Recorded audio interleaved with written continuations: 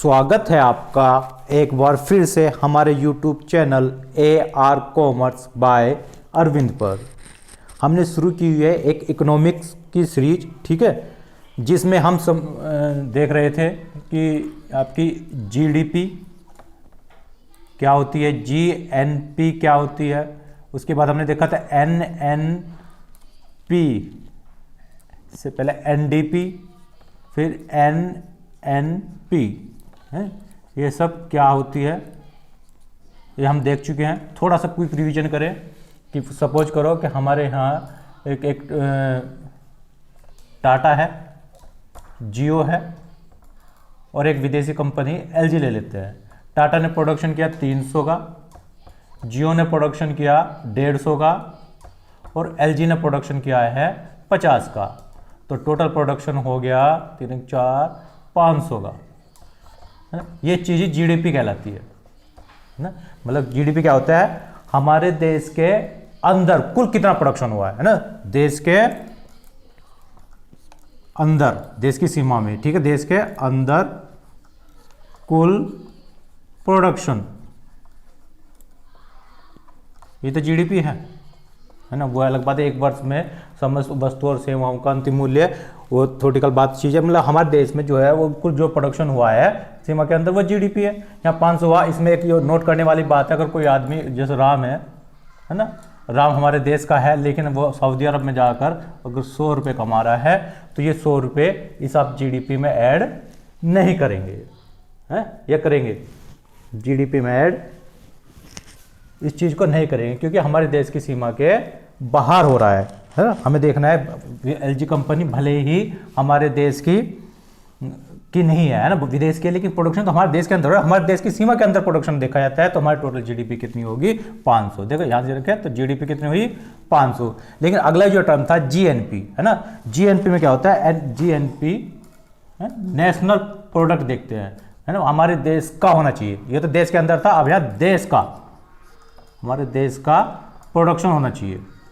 मतलब नहीं है कि हमारे देश के अंदर ही हो रहा है, देश के बाहर हो रहा है, हमारे देश का प्रोडक्शन होना चाहिए। हमारे देश जो वासी हैं उन देशवासियों द्वारा, हमारी देशी कंपनी द्वारा, हमारे नागरिकों द्वारा प्रोडक्शन होना चाहिए। देश के अंदर का है तो GDP और देश का है तो GNP, ठीक है। तो इसमें जो राम है इसको लेंगे लेकिन LG को नहीं लेंगे, ठीक है। राम का प्रोडक्शन तो लेंगे, LG का प्रोडक्शन नहीं लेंगे। तो कितना प्रोडक्शन होगा, GNP कितनी होगी, 300 होगा और 150, 450 और 100 में 550, है ना, 550 की हमारी GNP होगी। मेन तो चीज़ें दो यही होती है, GDP और GNP, ठीक है। ये जो दो नए टर्म आए बहुत आसान है, इनसे निकल के आई हैं। अब हमें देखना होता है क्योंकि हम जो GDP ले रहे हैं या GNP ले रहे हैं, G का मतलब टोटल ग्रोथ है ना, इसमें हम टोटल ले रहे हैं कितना प्रोडक्शन हुआ है ना, 300 करोड़ का हुआ, 150 करोड़ का हुआ, 50 करोड़ का हुआ, टोटल कितना हुआ है। लेकिन जो चीज़ हम प्रोडक्शन करते हैं वो टोटल काम लायक थोड़ी होता है, ठीक है। हाँ, तो मैं टोटल देखा काम लायक क्यों नहीं होता, कोई चीज़ खराब हो गया, वही बात बताए, जियो ने कोई मोबाइल बनाए है ना, 150 करोड़ मोबाइल बना दिए लेकिन 100 मोबाइल, 200 मोबाइल, 1000 लाख मोबाइल बेकार हो गए, है ना। LG ने फ्रिज बनाए, है ना, कुछ फ्रिज खराब हो गए, जो खराब हो गए यानी टूट फूट हो गई, जो टूट फूट है, बेकार है, कबाड़ है, उस चीज़ को हमें घटाना होगा। उस चीज़ को बोलते हैं डेप्रिसिएशन। अगर GDP में से हमने डेप्रिसिएशन, डेप यानी ह्रास, जैसे कहते हैं मूल्य ह्रास, को घटा दिया तो देखो G में से D घटा दो तो N निकल के आ जाता है ना, ग्रोथ में से डेप घटा दो तो नेट निकल के आ जाएगा। तो ऐसे GDP में से घटा दो तो G की जगह क्या आ जाएगा, N, तो NDP। तो NDP की हम बात कर रहे थे, NDP कितनी होगी हमारे, इसके लिए DP देख लो, DP यानी कि हमारा डोमेस्टिक प्रोडक्शन कितना था, 500 का। और टूट फूट की बात करते हैं तो टूट फूट के लिए जी, तो आप समझे है ना, तो फिर देखना होगा अगर हमारा टूट फूट है नहीं तो कल भी एक एग्जाम्पल से हमने लिया था, सपोज करो टाटा का 10 का टूट फूट है, जियो की 10 की है, LG की 5 की है और LG की 10 की, राम की 5 की है। तो अब हम बात करें, अगर GDP में बात करें तो 10, 20, 30 है। GDP में देखें देश के अंदर ये 3 कंपनी है, तीनों कंपनी 10-10 का टूट फूट या डेप है या मूल्य ह्रास है, तो 30 से हटा देंगे तो 500 में से 30 घटा देंगे तो 520 NDP आ गई, ठीक है जी। अब NNP की बात करें तो NNP का मतलब देश का प्रोडक्शन होना चाहिए। तो देश का प्रोडक्शन हमने देखा तो ये 520 है और देश उनकी टूट फूट देखेंगे तो LG की टूट फूट तो हटा देंगे जी, ठीक है, लेकिन राम वाली टूट फूट ले लेंगे। 10, 20 और 5, 25 घटा देंगे किस में से, इस 550 में से, तो 525 आपका NNP आ गया। ठीक है, ये अब सब कुछ हम कर चुके थे। तो यहाँ सीधी सी बात है कि GDP है और GNP दोनों डिफरेंस कहाँ का है, डेप का। ये हमारा है ना, GDP और GNP में फर्क है, NP नहीं G, ये थोड़ा गलत लिखा है। हम बात करें GDP और NDP में फ़र्क है डेप का, या GNP और NNP फ़र्क कहाँ का है, डेप का। ठीक है, लेकिन अब ये एक बात बताइए आप कि एक चीज़ होता है GDP, एक होता है GNP, है ना। अच्छी तरह से हम समझ चुके हैं ना पिछली वीडियो में, लेकिन डिस्क्रिप्शन में मिल जाएगा, वहाँ से आप देख सकते हैं। तो इनमें जो फ़र्क होता है वो किस चीज़ का फ़र्क होता है, UBG है, UBG है, दोनों है, लेकिन क्या है, डोमेस्टिक है, ये नेशनल है ना। तो बता सकते हैं GDP माइनस GNP बराबर क्या होगा, वही X माइनस Y। याद आया कुछ, है ना। यानी शुद्ध साधन आय, शुद्ध साधन आय, शुद्ध साधन आय वही कि X मतलब हम हमारे देश का व्यक्ति, हमारे देश की कंपनी जो विदेश में काम कर रही है, विदेश से कमा के हमारे पास लाएगी तो उसे जोड़ देते हैं। ठीक है, कहे में GDP में जोड़ेंगे अगर GNP निकाल रहे हैं, और Y जो विदेशी कंपनी है हमारे देश से पैसे लेकर अपने वहाँ जाएगी, उस चीज़ को Y बोलते हैं। जो इन दोनों का जो डिफरेंस होता है वो शुद्ध साधन आय होती है, नेट इनकम होती है। ठीक है, देन नेट देखा जाता है, नेट आएगा ज़्यादा कितना है और आ रहा है कितना है, इसके बेस पर उनका इकोनॉमी की भी हम बात कर रहे थे।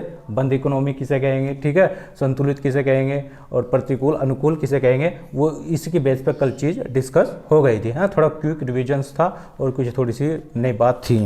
इसके बाद हम अगला टॉपिक आज स्टार्ट करेंगे जी। ठीक है जी, रफ कर देता हूं। उम्मीद है ये अच्छी तरह से आपको समझ में आ गया। एंड डेप्रिसिएशन क्या होता है ये समझ में आ गया, GDP क्या है, GNP क्या है, NNP क्या है। NNP एक लास्ट देखो दोबारा से यहाँ चीज बताऊँ आपको, GDP है ना, GDP से बना NDP, अगर डेप हटा दिया। दूसरा होता है GNP विदेशी, हमारे देश का विदेशी व्यक्ति, उसकी इनकम जोड़ दो, लेकिन विदेशी कंपनी है हमारे यहाँ तो उसकी इनकम घटा दो, तो GNP। और फिर इसमें से भी अगर डेप हटा दो तो NNP है।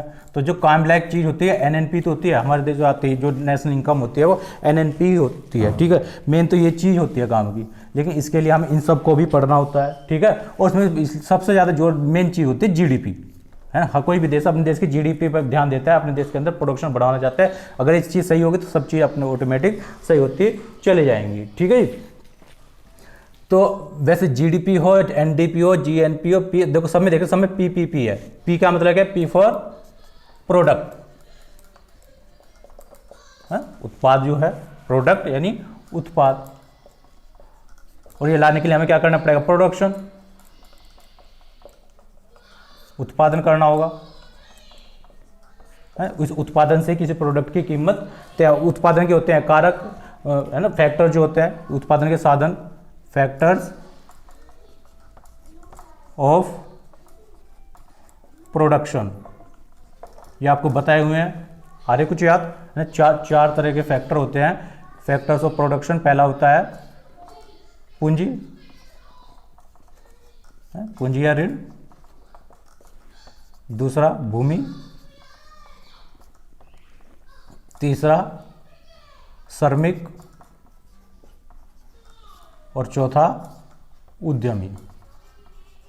ठीक है, तो किसी भी चीज़ का हमें मूल्य निकालना हो, ठीक है, किसी चीज़ का मूल्य निकालते हैं तो इस जो इनके प्रोडक्शन का फैक्टर है इसके बेस पे निकलता है, जिससे इसे फैक्टर कॉस्ट कहा जाता है।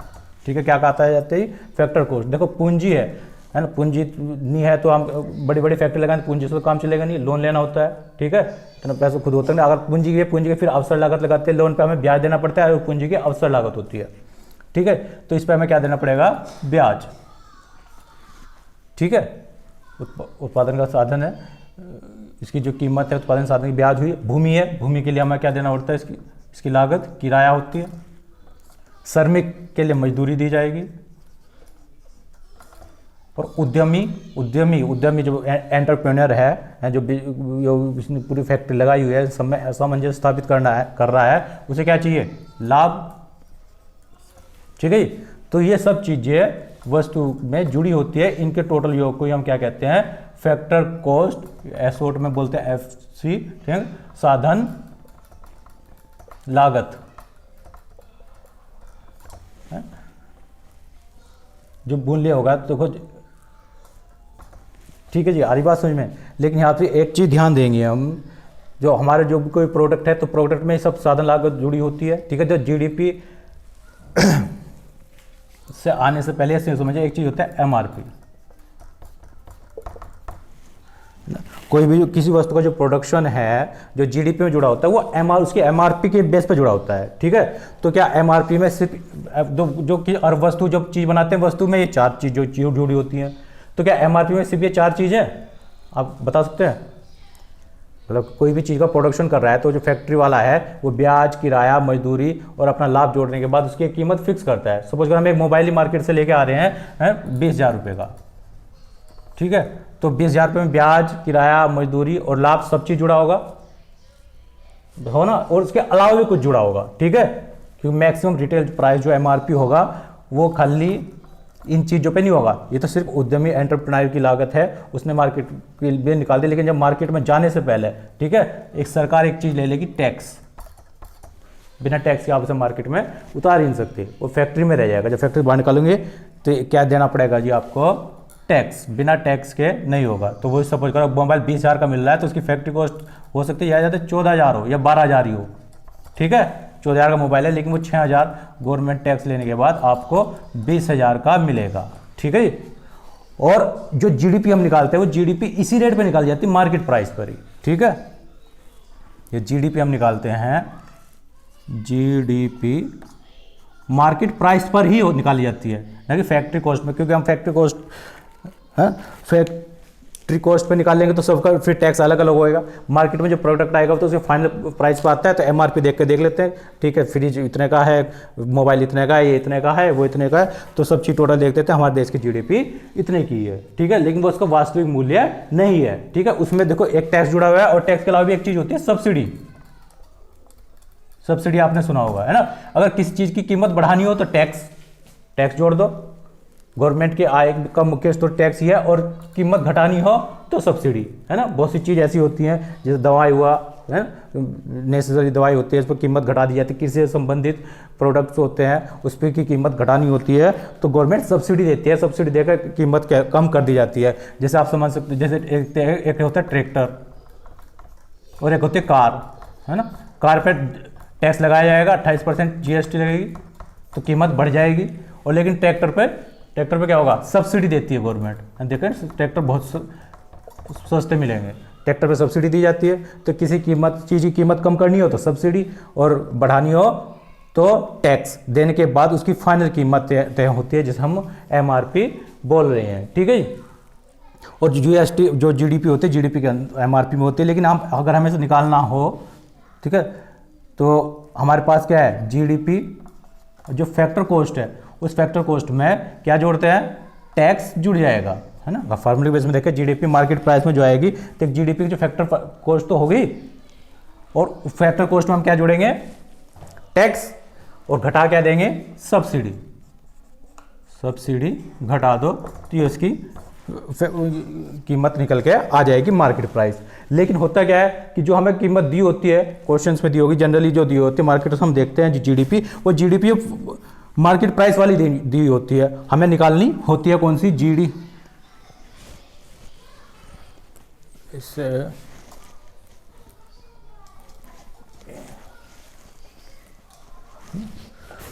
तो जो जीडीपी दी होती है वो मार्केट प्राइस वाली दी होती है, हमें जीडीपी निकालनी होती है, GDP factor cost. Factor cost की जीडीपी निकालनी है तो कैसे निकाल लेंगे? देखो हमें जीडीपी मार्केट प्राइस तो पता ही है, बाजार से इजीली मिल जाएगी, और हमें टोटल टैक्स और टोटल सब्सिडी का भी पता होता है ना, कि हमारी इकोनॉमिक में, हमारे देश में टोटल टैक्स का कलेक्शन कितना हुआ है और सब्सिडी कितनी दी गई है।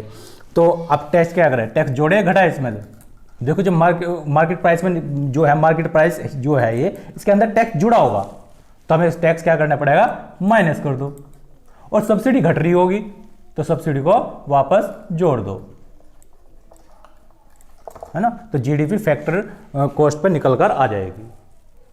आई होप समझ में आया होगा आपको। ठीक है, कि दोबारा देखिए, जीडीपी मार्केट प्राइस पर निकालने के लिए क्या चीज़ होता है, मार्केट प्राइस में अगर निकालने तो फाइनल प्राइस हुआ एमआरपी वाला, तो जीडीपी इसे फैक्ट्री कॉस्ट में टैक्स जुड़ा होगा और सब्सिडी घटी होगी, ये चीज़ होता है। लेकिन जनरली ये चीज़ आपको गिवन होती है, हमें निकालने क्या होती है, जीडीपी फैक्टर कॉस्ट पर। तो अगर जीडीपी फैक्टर कॉस्ट पर हम निकाल रहे हैं तो जीडीपी के जो मार्केट प्राइस है उसमें से टैक्स घटा दो, वापस माइनस कर दो, और जो सब्सिडी घटी हुई थी उस चीज़ को जोड़ दो। ठीक है, उम्मीद है आपको ये चीज़ समझ में आई होगी। ठीक है, न समझ में आए तो बिल्कुल आप पूछ सकते हैं कमेंट बॉक्स के माध्यम से, जैसे भी है बताए, हमारी भी अच्छी कमी बताए, और वीडियो को शेयर करें, लाइक करें, हैं, चैनल को सब्सक्राइब करें। मिलते हैं अगली वीडियो में नए टॉपिक के साथ, तब तक के लिए धन्यवाद।